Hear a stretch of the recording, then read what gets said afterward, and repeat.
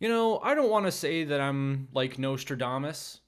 I'm definitely not a fortune teller. In fact, the closest I've ever come to witchcraft is reading Harry Potter, and we know that that's really just the gateway drug, obviously. But as you may remember from months back on this channel, I said Bryce Underwood was likely going to be the starter of Michigan football. And I know, everyone else said, Mackenzie, you're crazy. What are you even talking about? He's a true freshman. He can't start for the winningest program in college football history. And yet, here we are. I was proven right. Yet again.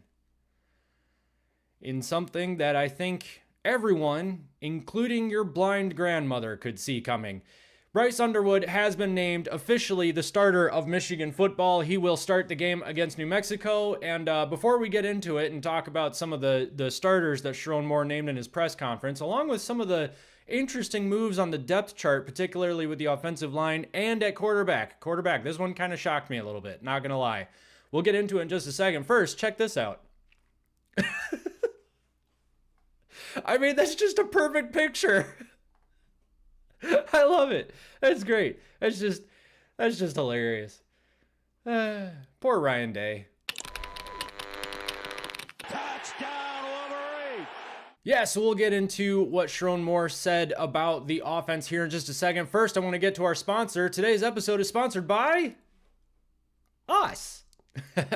That's right. We pay ourselves to put on a show. We are that narcissistic. We made a shop, finally. I don't know if anybody actually, I did put out a poll, I don't know, like a month ago saying if we put out a shirt but that said Buckeyes are in shambles, would you buy it? And like 87% of people said yes. And 80% of people can't be wrong. So we decided to actually create a shop, and here we did. We created the shop. You can go, I'll put the link in the description. It is bonfire.com/store. That's stupid. I'm not going to read it out. I'll just put the link in the description. But anyway, yeah, check it out. You can get a t-shirt, Buckeyes are in shambles. You can get a pullover, Buckeyes are in shambles. You can get this sweet, this is like French. Yeah, all made organic French terry pullover hoodie. Now it's $65, and I apologize for the price. I couldn't go lower on that because the actual product itself is stupid expensive. So anyway, but it's French, and French things are inherently good, right? Anyway, yeah, so check out the store. I'll put the link in the description. And if you felt so inclined, buy a shirt. We'd really appreciate it. It's one of the best ways that you can support the channel. So, Bryce Underwood named starting quarterback. You know who wasn't named a starting quarterback and in fact got released from the NFL team he was drafted to? Kyle McCord.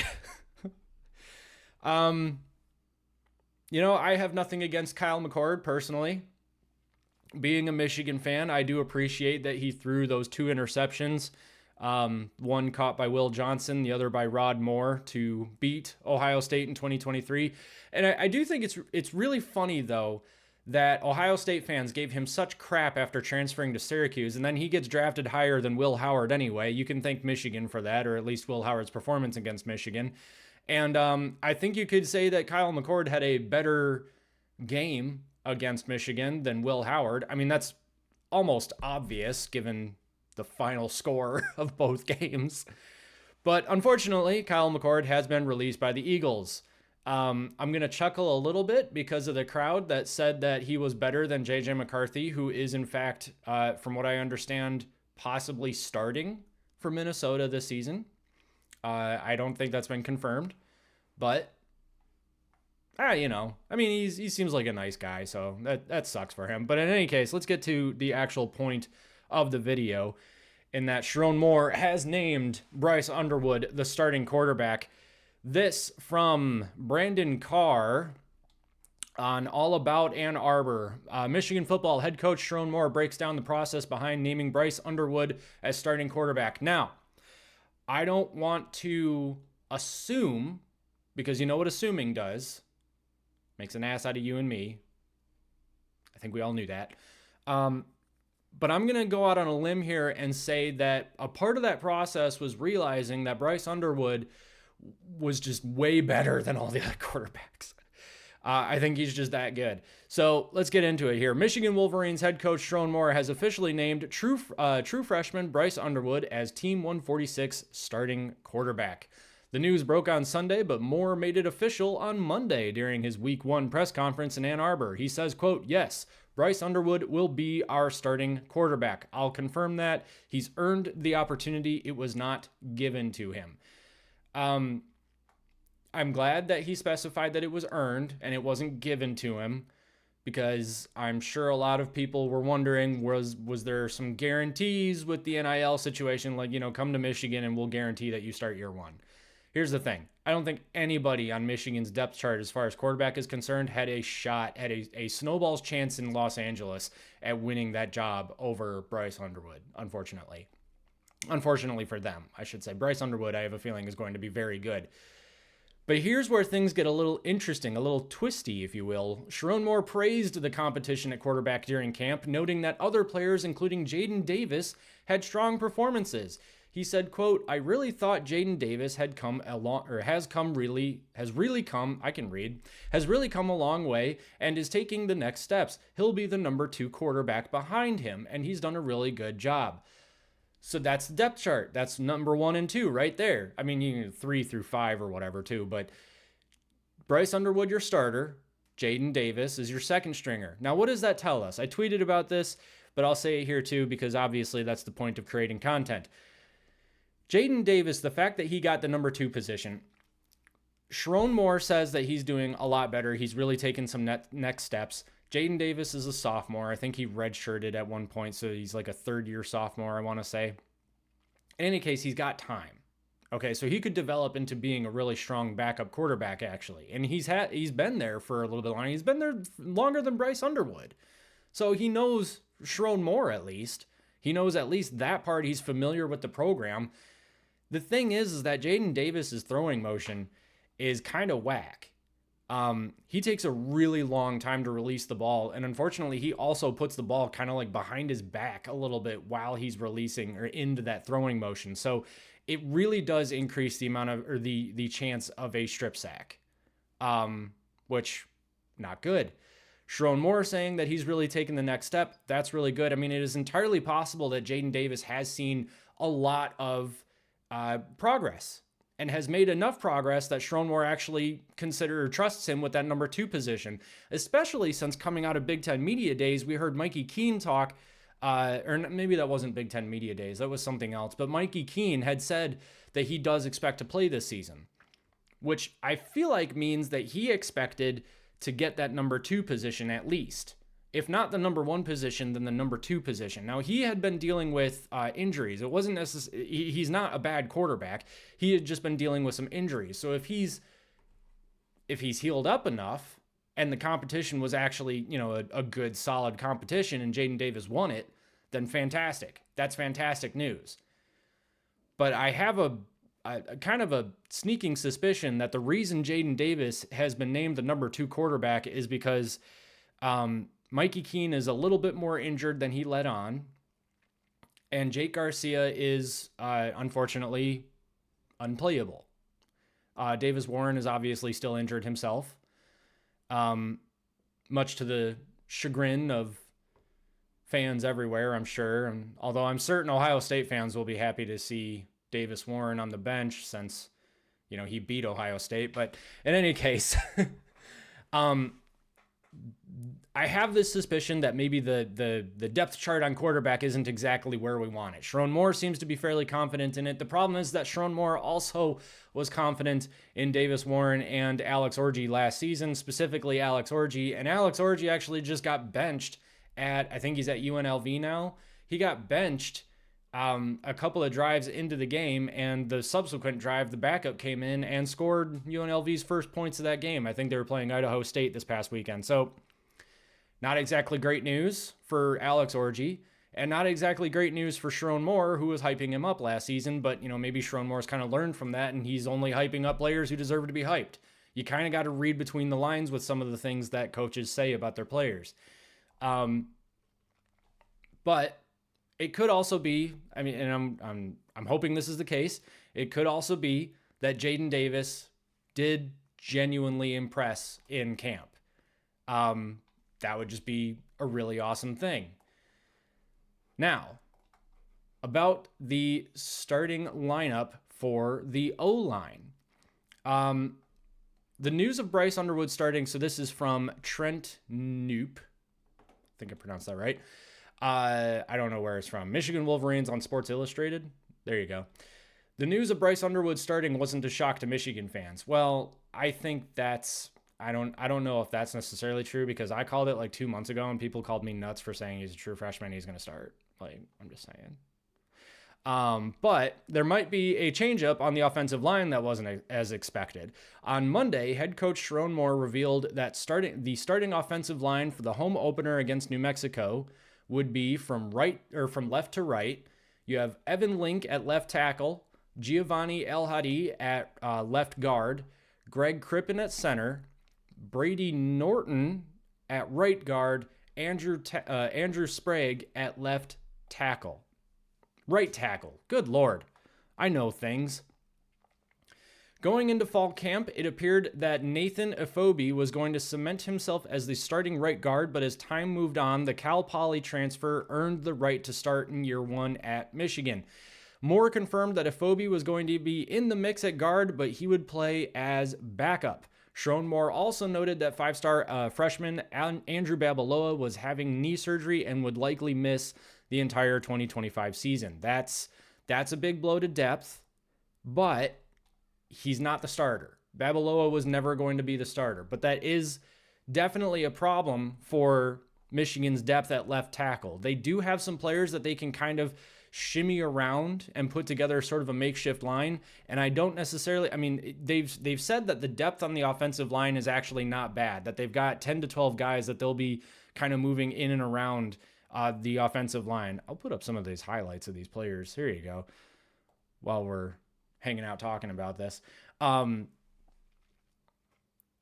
So it's not like they're in shambles, right? Buckeyes are in shambles, but Michigan's offensive line is not. They do have some depth there. It's definitely not, I mean, this is my prediction. As we all know, I'm a Nostradamus, but my prediction is that Michigan's offensive lines, they're not going to win the Joe Moore Award. They're not going to, the Sharon Moore Award. That's what I almost said.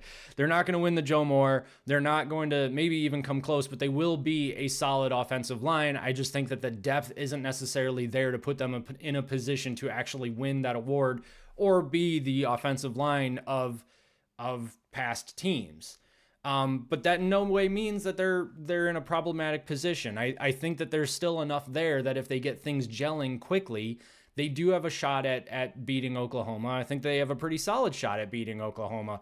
And then they at least have a shot at going undefeated the rest of the way into the Ohio State game. I do think that there's still enough there. And frankly, I've seen a lot of stuff from pundits saying that Michigan's offense has everything it needs. It has the talent. It has at least enough depth, if you will, to make a run at a national championship. Make a run.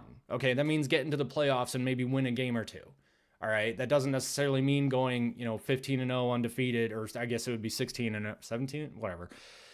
That doesn't necessarily mean an undefeated season at this point. It just means they have what they need to contend, if you will.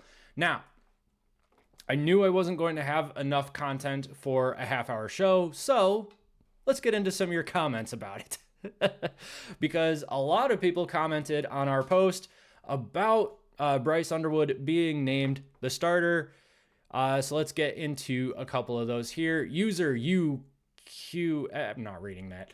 Okay, good for you, homie, but we'll see. Either way, go blue. That's a vote of confidence right there. Jimbo says, "You're the man, Bryce. Stay humble, stay focused, brother. Let's go blue." You guys know that he's not affiliated with Team Rivalry, so he can't see what you're saying. I mean, maybe you're just saying it in spirit, which is cool, but I feel like for liability reasons, I must inform you, just as a little disclaimer here, Bryce Underwood can't see your comments. At least not on our side. Maybe he's listening to the Team Rivalry show. Maybe he is, and he saw the comments, and he's like, that's cool. That's great. Paul Green says, no pressure. Even a 9-win season would definitely be an improvement, although beating the Suckeyes is a must. Go blue. Completely agree. This is an interesting. Okay, so YouTube does auto-populate responses to comments via AI. I don't ever use them, and this is why. We are hoping for a 12-0 season. Anything less is a disappointment. No. 10-2 would be just fine. All right, 10-2, as long as one of those two came against Ohio State. I understand, like, we all want to be, diehard Michigan fans, and we want to say, like, no, 12-0 and Big Ten championship, and anything less than that is a failure of a season. No. But, okay. Let's see. NP here says, let's go, kid. Good for you. Make your mark with the greatest college football team in the land. Yes, indeed. That reminds me, actually, while I was going through that, I remembered there was another part of this article I wanted to get to here. Just a little bit more about why Bryce Underwood, or the decision that went behind, or that was going on behind the scenes in making Bryce Underwood the starting quarterback. Sharon Moore described Underwood as a very even keel kid. He doesn't get up too high, get too low, but he was very excited about the opportunity, which is interesting because he said that the rest of college football hasn't seen a freshman like him. So he's definitely, I'm not going to call it an ego, but he's confident. I mean, he's ready to go. He is ready to go. Quote, that's why he came here, to be that guy and not given the opportunity because he earned it. Sharon Moore shared a light moment about Underwood's family, saying his dad said he might shed a tear on Saturday. I'm sure he will. I'm sure mom will too, but he's definitely earned the opportunity. When asked if he had ever seen a freshman quarterback like Underwood, Moore said probably halfway through camp, I figured that I was like, that guy's pretty good. I think this guy might be the guy. Now, how much of this is them saying, or them trying to like hide the fact that they knew he was the guy as soon as he committed? I mean, I feel like all of us took one look at Michigan's QB room coming out of 2024 and said, bro, it's Underwood or bust. Like, it's you needed to pick up a transfer quarterback, and to their credit, they did. They picked up two, but both of them have had injury issues, and Jake Garcia apparently is not really up to, let's call it the Michigan standard, if you will. But all of us coming out of 2024 were like, you got to get Bryce Underwood, otherwise we don't have a quarterback. And Davis Warren just went down with injury. Jack Tuttle medically retired. Not medically. I mean, he's also old. But no, he's a nice guy. He's a great guy. But he was in college for like 20 years. So he's about to collect retirement. Michigan didn't have a quarterback. So I just wonder how much of this is them being like, we actually evaluated what was going on in camp, and we took a look at all the quarterbacks. And I mean, maybe Jaden Davis moved up enough in the pecking order that he would have actually been, I'm not going to say a viable starter, but at least, maybe a serviceable quarterback. I have my doubts. Otherwise, Michigan probably wouldn't have brought in a couple of transfers unless it was to fill out the 3 and 4 spot. And maybe that wasn't the original intention either. It could very well be that they brought in the transfers saying, like, we need somebody to be the backup to Bryce Underwood. And then what ended up happening is Jaden Davis just outperformed both of them in camp. Or Mikey Keene is injured and Jake Garcia is terrible. I mean, who knows what the actual, what actually happened. But we do know, and I think we've known for quite a while now, that Bryce Underwood was going to be the guy. I mean, as much as I want to say that I'm a Nostradamus and that I knew before everyone else did, I didn't. I mean, we all did. I guess that's the point. We all did. Sharon Moore recalled a key moment during a scrimmage in the stadium. He said, he made a couple throws, and I just looked at Chip Lindsey, and he just nodded at me and looked at Coach Biff Poggi, who's behind me, and like, yeah, I think this is the guy. So they're all grinning at each other like, yeah, we're about to kick some serious butt this year. Ohio State doesn't stand a chance. Yeah, I mean, so they did note some stuff about consistency, that you want to see that. The cool thing is, though, is that Bryce Underwood is now just the 4th true freshman quarterback to be named starter in Michigan history. Rick Leach did it in 1975, Chad Henne, obviously, in 2004, and then Tate Forcier in 2009. Oh, boy, Tate Forcier. Man, what could have been with that guy? What could have been? Once the ball snaps against New Mexico, Underwood will be the youngest starting quarterback at 18 years old and 11 days in the 146-year history of the football program. That's pretty incredible. That's really cool for him. I do think that he's going to do fairly well. I am excited to see how he does this season. I mean, you want to see him maybe make some of those freshman mistakes early so that he can get them out of the way for the Oklahoma game. Maybe that's too much to ask, is to, can he put it together during the Oklahoma game? Is Oklahoma going to be that good?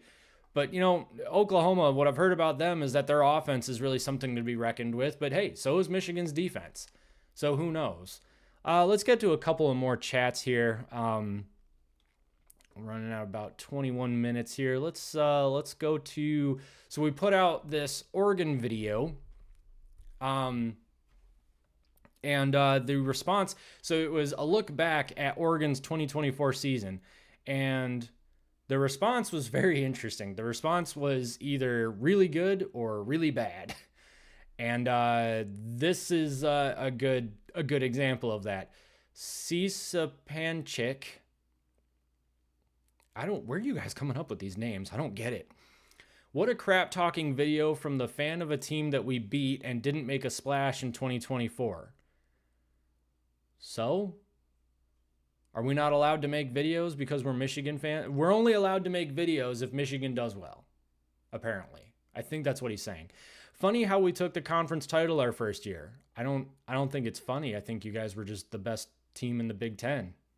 Well, until Ohio State curb stomped you guys in the Rose Bowl, but even then, I don't. And we'll likely do the same for 2025. I'm not going to say it's likely. I think Penn State might have something to say about that. But in any case, thanks for watching it, I guess. All gave some gave all. Oh, I get it. Nice. All right.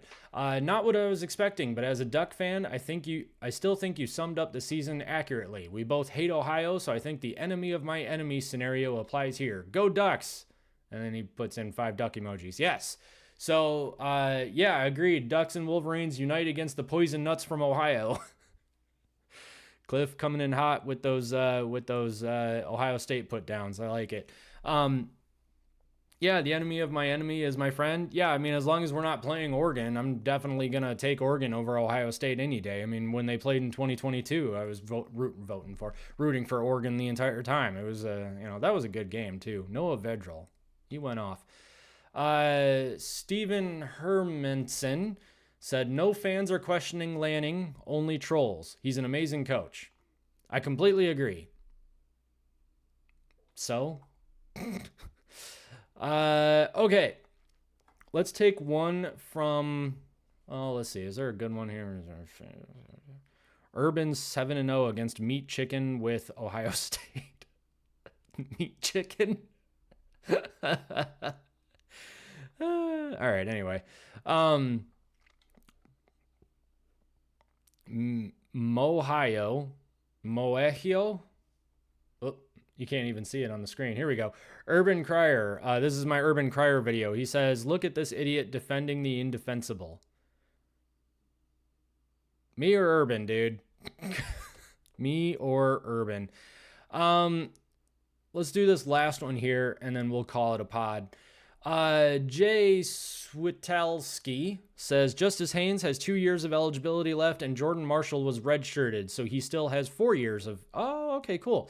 Savion Hyder will be behind 2 running backs when he comes in. The number 1 RB in his class will be 3rd on the depth chart. Put that into perspective. Yes. And then all Michigan needs to do is just make sure that Savion Hyder does not transfer. Give him plenty of playing time in garbage time.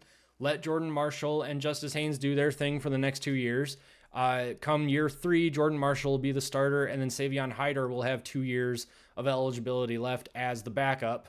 Or maybe 5 if they redshirt Savion Hyder this year. I mean, he can play in 4 games and still get a redshirt, so maybe that's something that they would look at. In fact, I think that they might want to do that for Savion Hyder because he's too good of a talent to not have for as long as you possibly can. I understand you want a good 1-2 punch at running back, but I think that if they have the chance to use him as the starter and then have somebody else that's really good back him up at some point in the future, that might be I think that might be something that they would want to do, but who knows? I'm not a coach, so it is what it is. Anyway, don't forget to stop by our our store. I'll put the link in the description, as I've said 500 million times at this point. If you don't mind, if you've enjoyed this for God only knows why, like the video, maybe even subscribe, possibly even tell a friend about it. Don't forget, we go live Wednesdays at 8:30 p.m., so join us in the chat. We're going to call it a pod, so we'll see you in the next video.